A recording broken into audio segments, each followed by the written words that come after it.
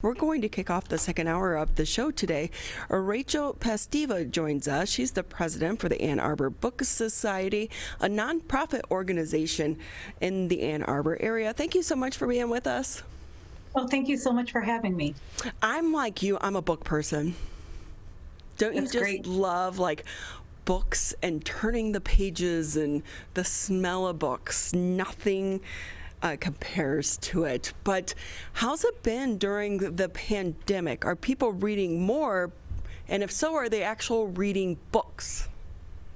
I think that people are definitely reading probably just as much, if not more, books than they were reading before then. Our independent bookstores in Ann Arbor are still, most of them, they're all open. A couple of them are not open to the public for in-person browsing, but they're all open.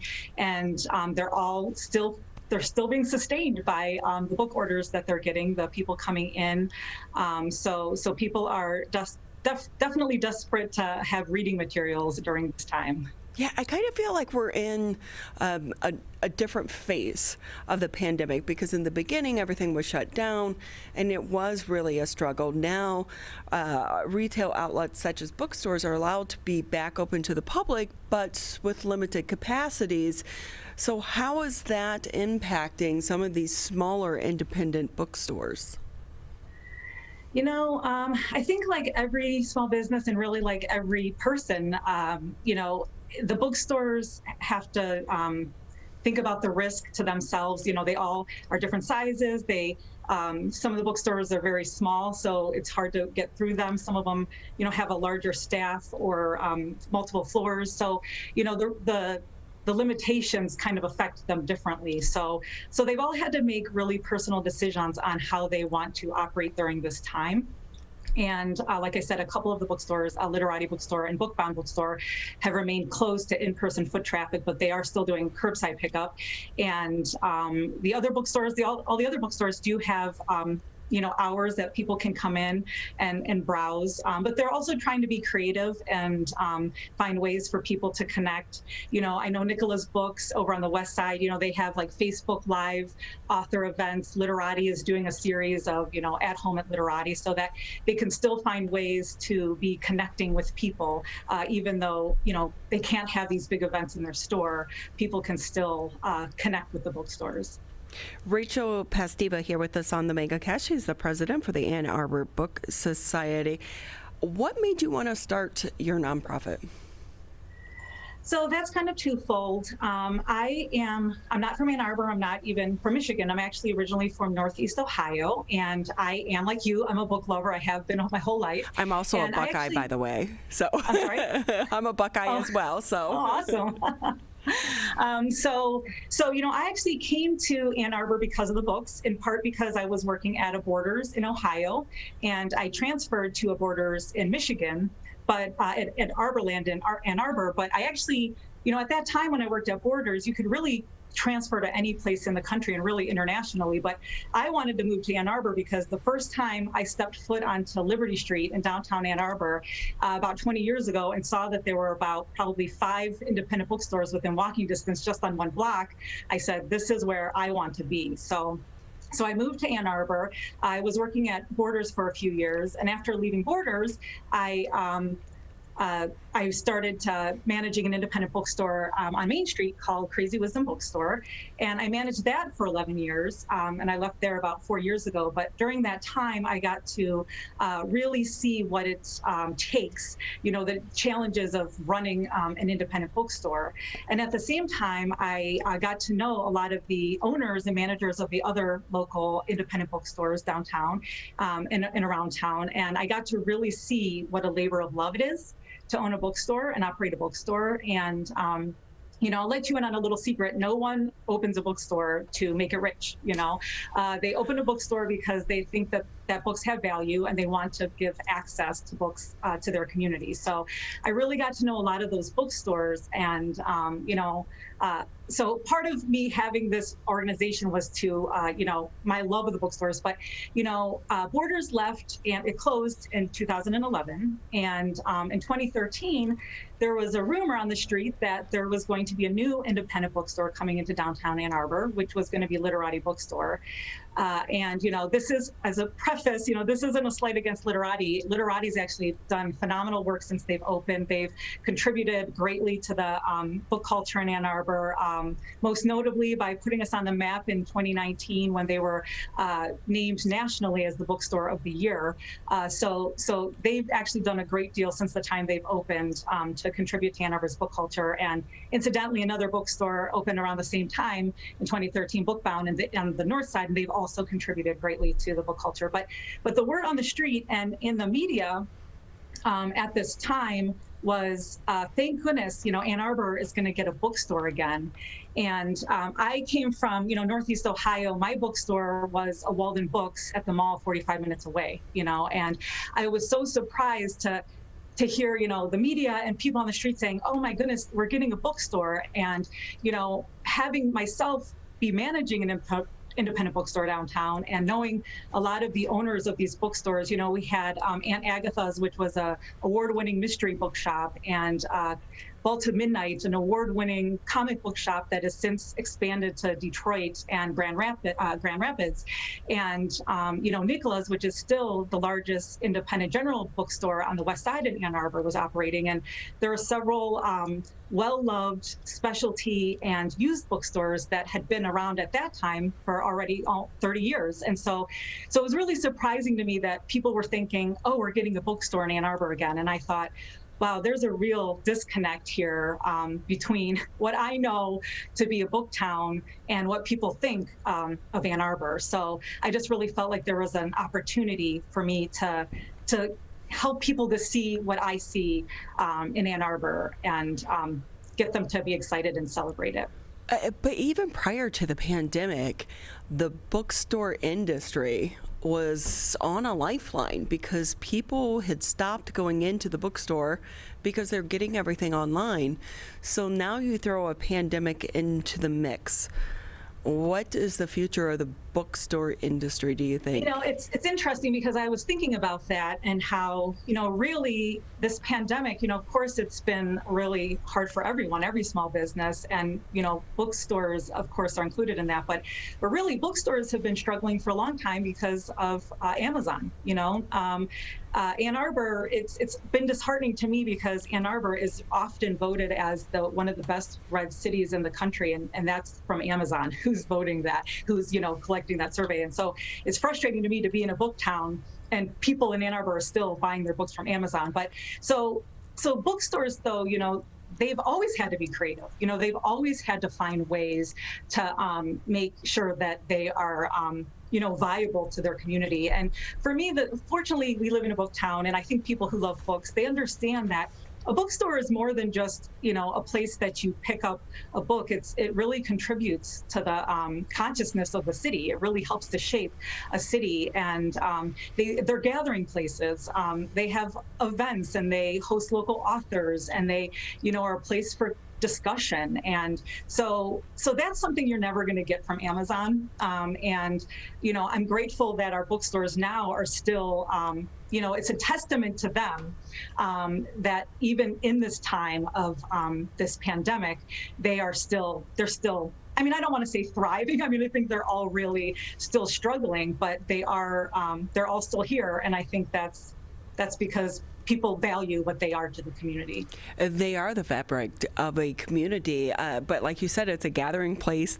A lot of these independent bookstores are smaller, but one of the big draws as well, their ability to get some of these authors to come in and do book signings and book discussions. But right now, in the middle of the pandemic, is that even happening? Yeah, I mean, and that's where, Literati's been really creative with that, and they continue to have incredible, I mean, there was an event with Bill Gates, Simon Winchester, they're still getting all of these big names because they're doing the series At Home with Literati.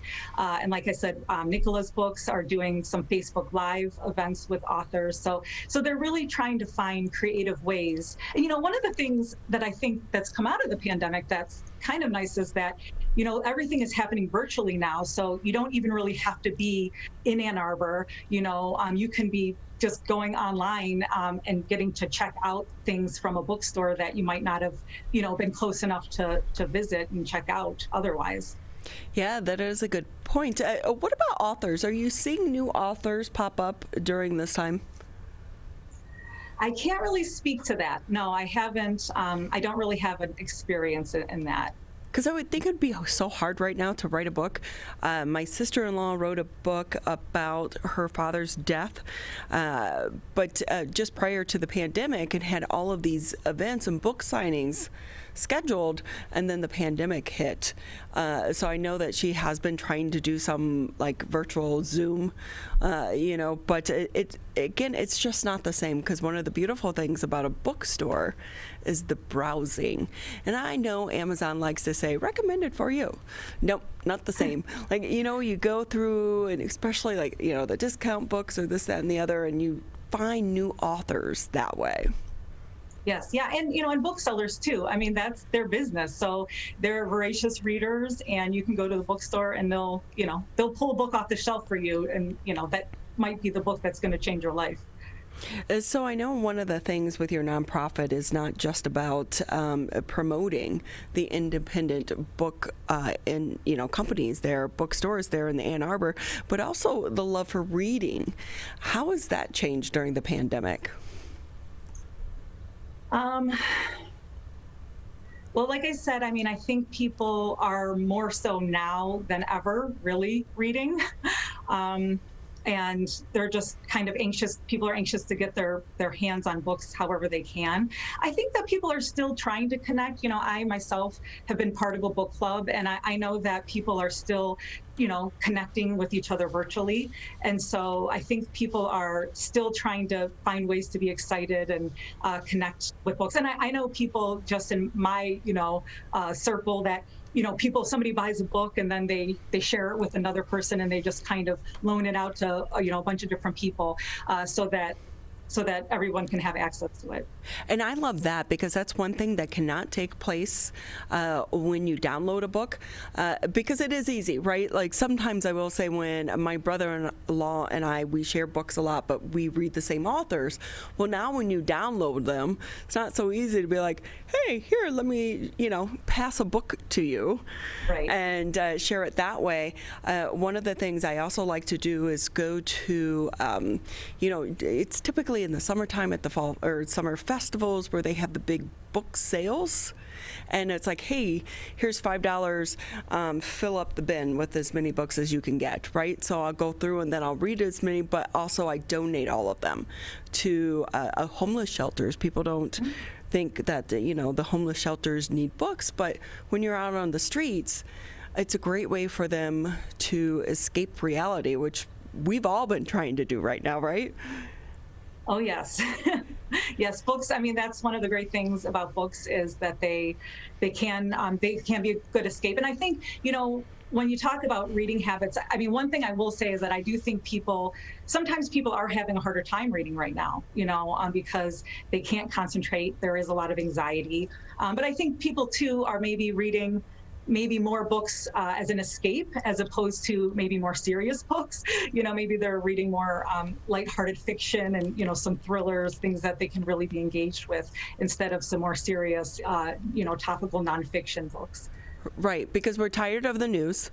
Yes. We've already been through our Netflix. We binged every Netflix show. We've been through Hulu.